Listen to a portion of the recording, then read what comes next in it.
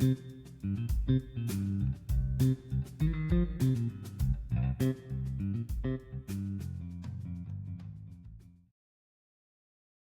and welcome back to your Pirate Players Then and Now podcast. I'm your Hampton football enthusiast, TJ Jones, with another great guest from the Hampton football community, Mr. Curtis Blackwell II of Sound Mind, Sound Body. Curtis, good to speak with you. Thank you for the opportunity to chat today. Thank you for having me. Looking forward to learning more about how we have a lot in common as Hampton Pirates. Absolutely, a lot in common. As I mentioned in our conversations in the past, and my viewers know, this podcast is desired to lift up the football program as part of the development that goes on long beyond their time on the field, just like the overall educational experience at Hampton University.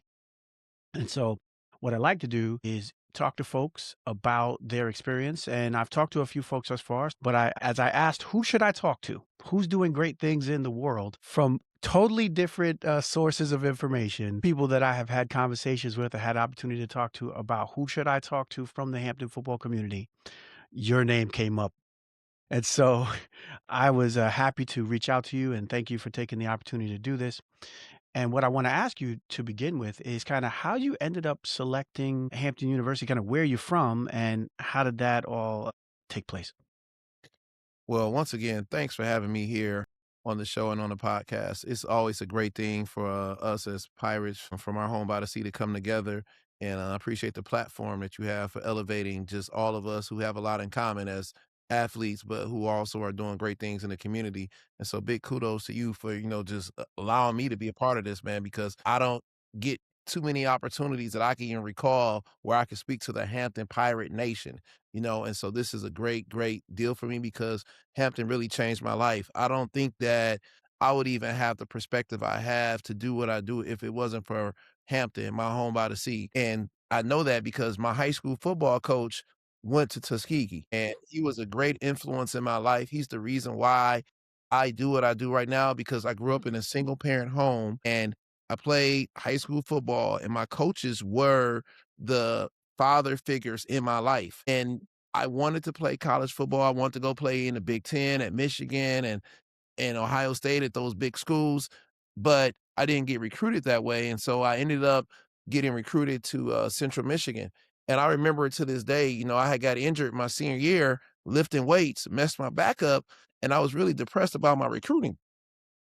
And I came back and it was like the second from last game of the regular season, and it was an All-American running back that we were playing against, and I ran him down on the 5-yard line and ran the guy down, caught him on the goal line. We had a goal line stand. We won the game, and that minute, Central Michigan offered me a scholarship right there on the spot. And so Wow. I went from being a little depressed and dejected to saying, "All right, I'm really gonna get recruited." I ended up getting 4 other offers, Western Michigan, Northern Iowa, Eastern Michigan, those guys were offering me, and I committed to Central Michigan. But my high school coach told me, he said, "You need to visit a black college. You need to visit a Mm, HBCU." And I said, "I'm committed to Central Michigan. Hampton University is a Division II school. Why would I even consider going down a level?" And so Joe Taylor happened to come into the building, and I met Joe Taylor. The only thing I knew about Hampton was that I'm from Detroit, and Rick Mahorn played for the yep. Detroit Pistons, the Bad Boys, and we had, and so, back in the day, we really studied pro basketball, pro football, so I Mm. knew that Rick Mahorn was from Hampton, so I knew of Hampton Institute University, and so I said, "Man, I don't know about that." I said, "I'm committed to Central Michigan. Why would I go on a visit to Hampton?" And I was just so excited because I was worried about my recruitment. Now I got an offer and I'm committed. Why would I jeopardize that by going on a visit to a school that I have no interest in? Yeah. Because I have no family that really even went to college, period, let alone know what an HBCU is. Mm. So we go on a visit, me and my 2 teammates, we go on a visit there. And when we get there, it happened to be 2 other teammates from Detroit, Martin Luther King, that were already at Hampton. And so when we get there, on our visit, it started off absolutely horrible because we get there on a visit and they were late to pick us up. And I said, "Man, hecky no, man. We're at Central Michigan, Western Michigan." They were there early, you know, and they picked us up in these nice cars. Hampton came to pick us up in a passenger van. I was like, "Man, no, dog, this ain't it. This ain't it." Then after that, I said, "We about to go to get something to eat." Now, in Central Michigan and Western Michigan, they take us out to a nice steakhouse. Hampton takes us to the cafeteria. I said, Mm. "No way. No way." They arrive late, then they take us to the cafeteria. And when they take us to the cafeteria, I saw all those females and I saw all those students that looked like me, and I said, "Oh, this is the place for me." The rest was history. I we had a great experience. It reminded me of where I was like, and me and my boy, we were so into Hampton that we committed before we decommitted from the colleges that we were at on the spot. I know that was a long answer and long response, but man, that's how I get to Hampton, man. It was really my high school coach encouraged me. And I really always said that every young man needs a person that can really give them advice and counsel and guidance because Hampton opened up so many doors for me. I ended up graduating and going on, but it was all because I took that visit. I trusted him, and man, it opened up so many doors for me.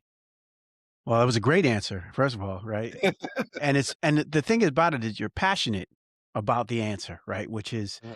here's a scenario that took place and you were already planning to do something else, and this makes no sense, but I'm gonna do it anyway because you trusted the man. And it sounds like, the campus experience was a quite a selling point, so that is awesome.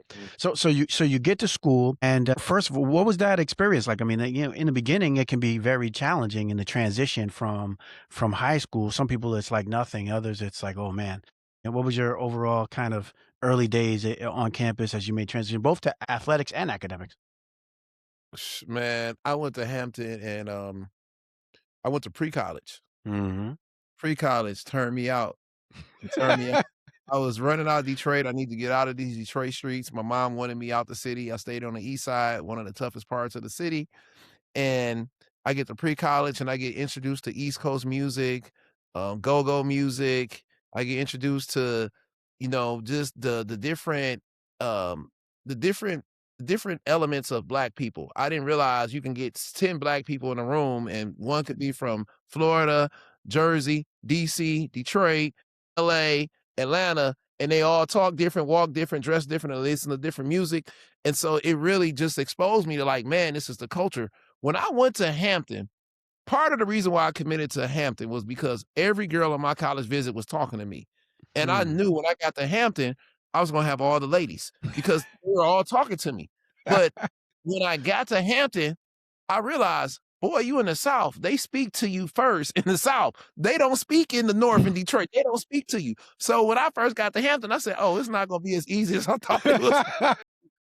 I was meeting all these people. So but more importantly, man, it was just all love. It was positive vibes. Growing up in the city of Detroit, I never was accustomed to just dealing with people who just show genuine love Mm. and were just cool. And it made me really feel home. And I didn't want to go back to Detroit. I was like, man, I'm straight down here. Like, this is great. Pool parties, block parties. I just remember just living in an environment where I felt totally comfortable and at ease. And that was like my first experience at Hampton. And academically, I just remember being in classrooms where everybody was just looking out for each other, helping each other out. It was like a team approach. I love study groups because it was always 5 women and 1 man. And you that was always the best part. And so it was just always just all love. And it really helped me see, the other side of what black people were because growing up in Detroit, man, it was just so rough and tough. Everybody was out trying to just get it. When I came to Hampton, I realized like, man, as a community, we as a people are totally different and we get together and we elevate each other. And I also remember seeing, the duality of black people. I never realized that like you could be black and, Mm. you might party, hang out, but you can also, be a 4.0 student and drink and party. I thought that you were, I thought you were either lame or square or out in the streets. I didn't realize you can be that way because growing up in Detroit, it was either you were all the way lame or you were all the way, in the streets. And so that really was a big exposure for me as well. Well, I mean, it sounds like, and just to back up for a second, it sounds like your mom was a huge influence in kind of keeping you, on the straight and narrow path, or at least close Mm. to it, which Yes, would got you to that space. I didn't want to overlook that component because it yes, definitely yes, was yes. relevant, because you knew what you were looking for when you got there, and then the exposures. You're absolutely right. One of the things I've loved is the diversity of experiences at Hampton because it's a national institution. People from all over, and they all have a different walk and talk, and it's an opportunity to experience all those things. So great things are possible when you're in that environment. And so, how was it on the field? How long did it take you to get on the field? So one thing I remember when I got to Hampton, I majored in sports management, and I was kinda laughed at a while because I majored in sports management because it wasn't a popular thing in 1996 to major in Mm. sports because people were like, "You majoring in sports? Like, what is that?" I said, "I know I wanna work in sports. I don't know what I wanna do, but I know this is what I wanna be in this arena." And so I made a commitment when I got to Hampton, and Hampton offered a pathway to a career in an area that I didn't know where I fit into sports, but I knew I wanted to be there. And so that was a very pivotal moment in me being who I am right now at Hampton because they offered sports management. And in 1996, all institutions didn't really offer sports management. So I was really exposed to all of the opportunities that existed within the sporting industry because of that opportunity to major in sports. And then obviously playing football at Hampton was a very, very big thing. One of the things that I remember about why I committed to Hampton was I looked at the schedule. And at that time, our schedule, we played a national schedule. We played in the Circle City Classic. No, we played Grambling. We played in Whitney Young Classic in New York. We played in DC. We played in Atlanta. And then obviously we played like A&T, we played in Florida. And so I'm looking at my schedule and I said, man, I'm going to cities that I have never been to in Detroit. I've never been to Mm. Indianapolis, New York, DC. So this was my schedule, South Carolina. In Detroit, if I would have committed to Western Michigan, my schedule would have been Eastern Michigan, Central Michigan, Miami, Toledo. I said, man, I get to go down south, see nice weather and travel. That was a big thing. And Coach Taylor sold me on that. And so that was really one of my motivating factors. But when I came to Hampton, my goal was to make the travel team. And I remember we had a big guy on the field named Tyrone Mayer, man. He was a big old running back from Petersburg, Mhm. Virginia. And in summer camp, he caught a couple of passes and I hit him and knocked him down. Like I made a big hit on him and I ended up making my way onto the special teams, off of that one play. And because I was playing safety. And from there, I made the travel team, and I played as a true freshman at Hampton on special All teams, right. and that was the beginning of my career. I ended up starting my sophomore, junior year, and then my senior year I started as well. They moved me to linebacker. I played outside linebacker in a 4-4 defense that we had moved to, and we won 2 championships. We were Black College National Championships. We made a big leap from Division II to FCS during our time there, which was a Yep. big moment for Hampton University from an athletic standpoint on the football field, and I was a part of that. And then within that same time frame, we also went to the playoffs. We played Youngstown State and UConn in the 1AA playoffs of the year. So 3 out of 4 years we went to the postseason while I was at Hampton, and so I just really, I'm grateful that we had like such a well exposed, opportunity to be at Hampton because we were really on the national scene. We were ranked and we were putting it down, representing the university. Yeah, I was gonna ask you about that because you were there during, I believe, yours. Did you 96, was that your first year at the Yes, institution? 96 was my first Yeah, year. Yes, sir. yeah. So that was my senior year, so we overlap a little bit there. Yep. And that was a great time to be in the process of making the transition from Division II to FCS, or 1AA as it Yes. was at the time, and there was just so many great players, and the environment was electric, certainly during that time, and I came back several times to watch games, and, I live in the New York area, so Mhm. going to the Whitney Young Classic, I completely understand that, and the travel associated with that. So you get towards the end of your overall experience. Anything else that sticks out to you about your campus experience before you graduated and decided to matriculate on after that?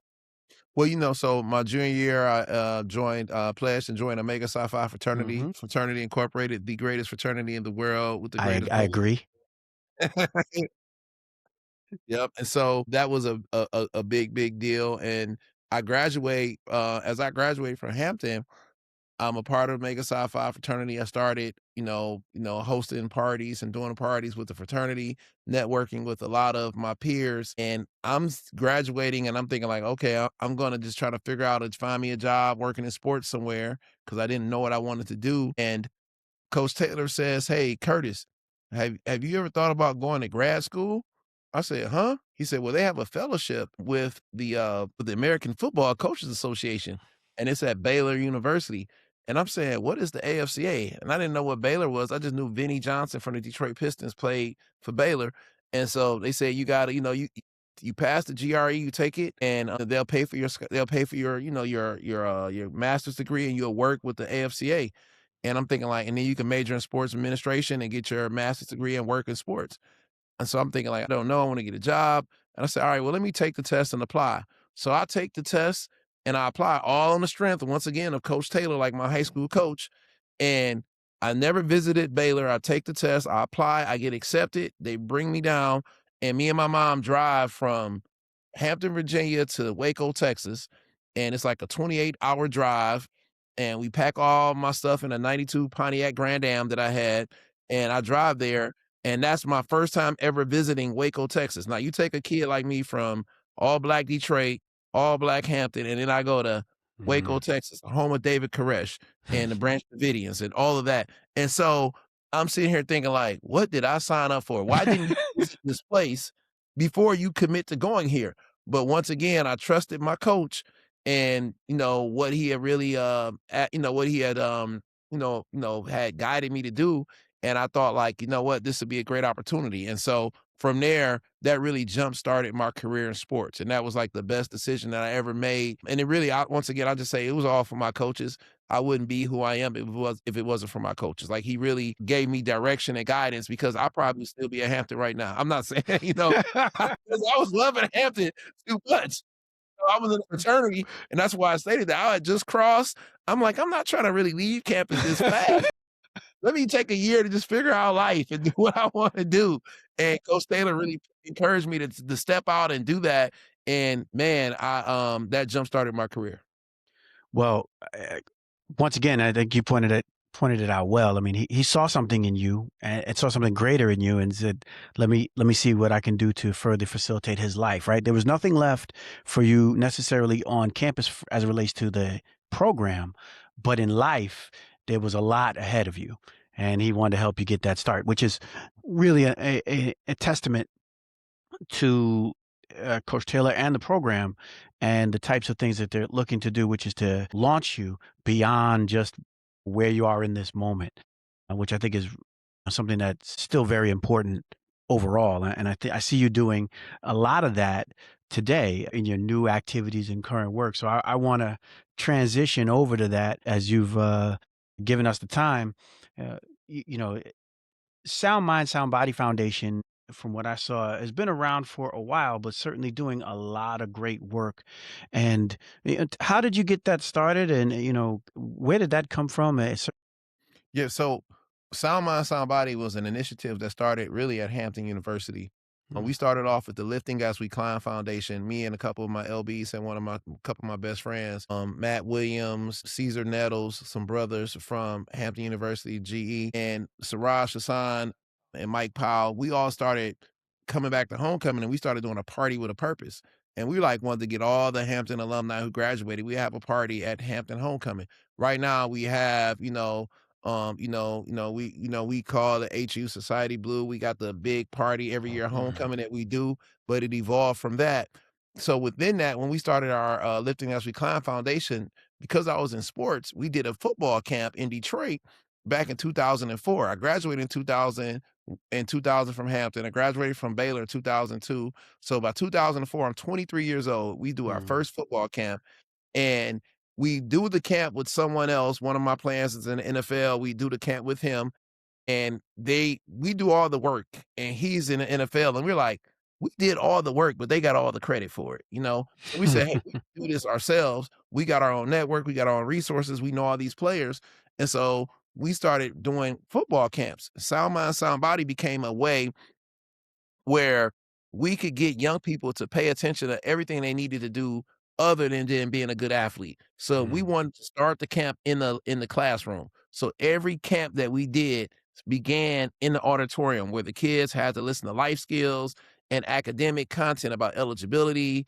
about, life skills development, drug awareness, sexual awareness, anything that we felt could help them out. Because what we realized is that we would not have made it to Hampton if it wasn't for a scholarship. And so we felt as though because of the coaches that we had in our lives, we had to be that bridge for someone else. Secondly, we also realized that the best athletes didn't always make it out of their neighborhood. And mm, so we wanted to be able to say, all right, how can we use football as a carrot to dangle in front of them, but to make them pay attention to all the other things that they need to be doing? And so we didn't want to be like everybody else and just push the ball in front of them and talk about football. We want to talk about life. Well, by doing that, we were able to create a unique program called Sound Mind, Sound Body. We didn't want this to be a recruiting camp, or else we would have called it the Michigan Football Showcase or mm. whatever. We called it Sound Mind, Sound Body because we felt like young black men from the city needed to have a sound mind and a sound body. The third year of doing our camp, we were able to get college coaches to deliver the messages of a sound mind and a sound body. And with a bit of serendipity, I swear it went from being a life skills camp to being a national recruiting camp. Mm. Because when those coaches came and delivered the message, we felt like they would listen more to the head coach of Michigan say, go to class, stay off the streets, take the SAT test. All of these things coming from an individual like that would have more, it would have more weight coming from them. And so when the coaches left out of that session in the classroom and when they were speaking in the auditorium, they went out on the field and watched the kids work out. They offered like 10 kids scholarships at that camp. And from that point forward, every coach started coming to our camps to speak to the kids and offer the kids scholarships.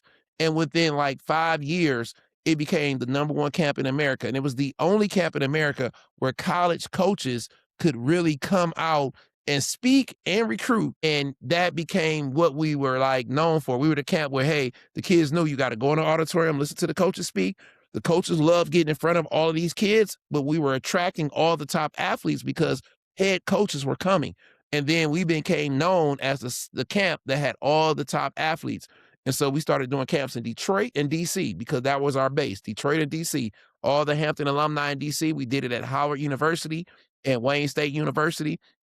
And within, several years, man, we worked with over 30,000 athletes. We got 32 NFL players right now. We had well over 1,000 kids play college football to come through our camp. We had the first major sponsorship from Adidas. Kids get free cleats at our camp. And then last year we came full circle as we did the first ever Sound Mind, Sound Body camp at a Hampton's campus. And Adidas sponsored it and gave free cleats to over 500 kids at Hampton University. And we were able to donate all the proceeds from the camp, $7,500 to the athletic department earmarked for the football team. You just said a mouthful, sir, but a great set and a great amount of information. I was gonna ask about the camp, but that took place because that's, some of what I knew about you is I saw that you ran kind of a mega elite, camp on campus last summer, Mhm. and I that was obviously very successful. I did see some of that go forward, but it sounds like the way you were doing it attracted not only the players but the coaches as well, right? An opportunity for them Yes. to come and talk to the importance of the other things beyond just being great on the field.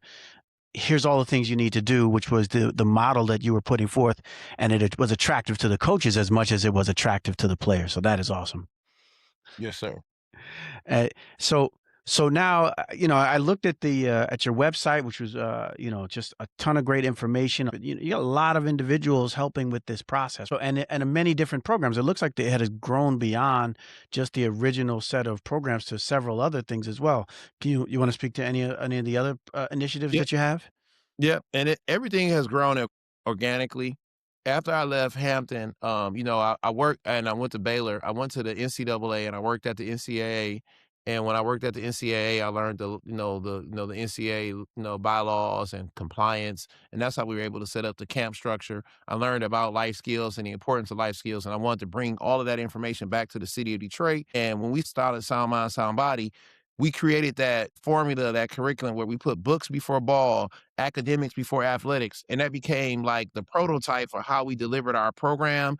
And we created a workbook and a curriculum that was something that we used as our secret sauce to get kids to pay attention, because we knew that if we made sure that they did the academics and life skills first, they had no problem going to camp. But Mm. we said, hey, come listen to us talk about how to be better students. We might get one kid to show up. But if we did it before the camp, that could be something that could evolve. And so once we started doing these camps, what we realized was like, man, we got so much more to do, because you got 500 kids coming to a camp and 30 kids get scholarship offers. And so the first several years, we were so excited. 30 or 40 kids got scholarship offers. That's a freaking phenomenal.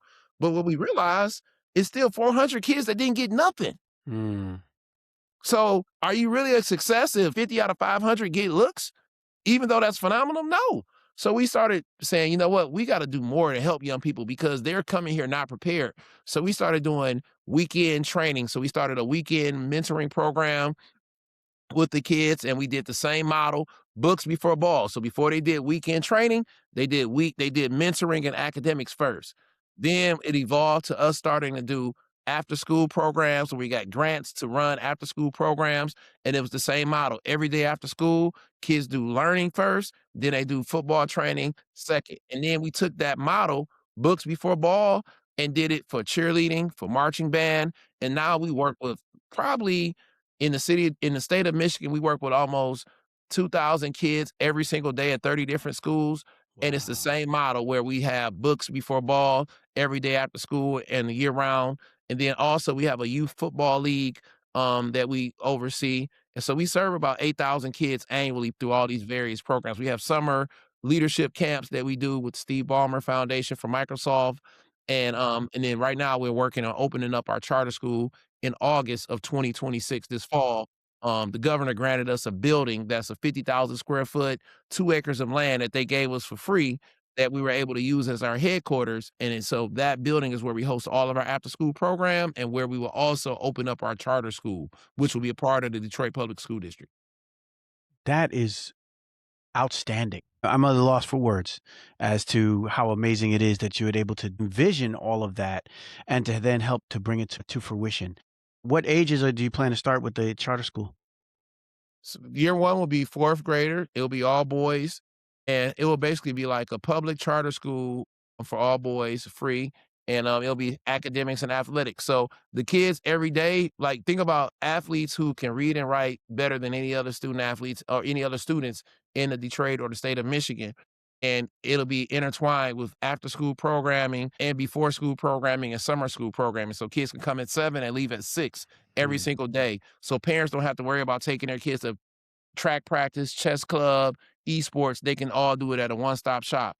And we're gonna start off the first year with 50 kids in the fourth grade. And then year two, we'll bring in another 50, and then we'll add the fifth grade. And then the third year, we'll add the sixth grade, and we'll grow with that class each and every year. And but it'll be a part of the Detroit Public School District. That is outstanding. And certainly anybody who can go to your website to get more information or if they That's want to right. support you in some form or fashion, I would imagine that'd be the best place to do that.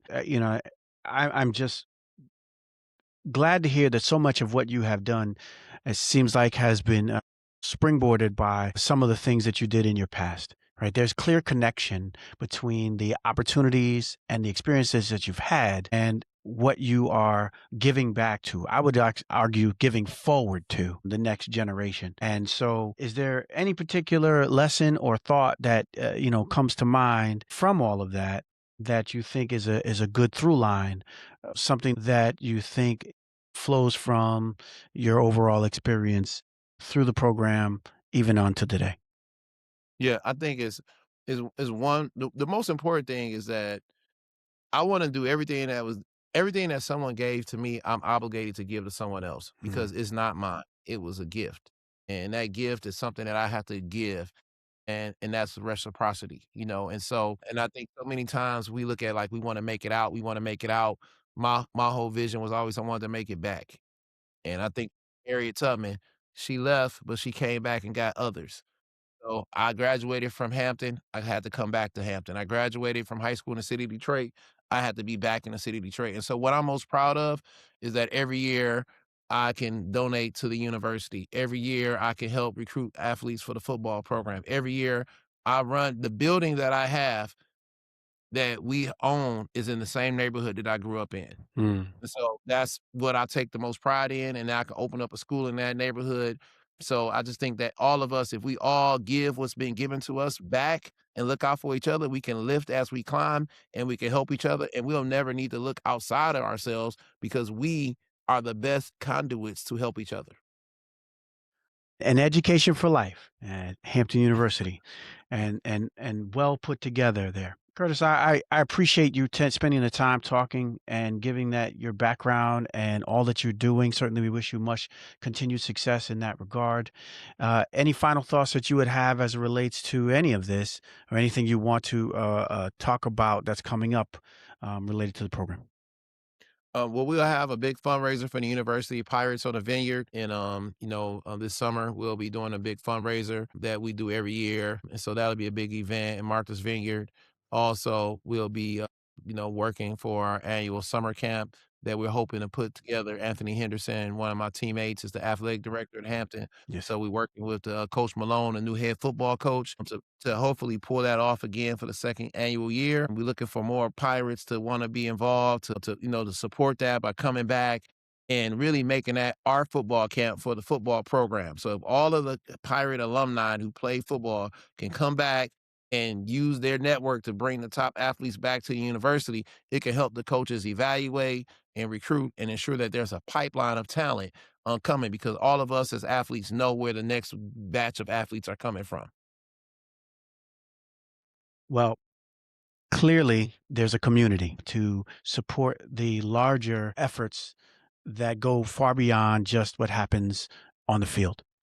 So, thank you very much. This has been Curtis Blackwell II, and I am TJ Jones, your Hampton football enthusiast for Pirate Players Then and Now podcast.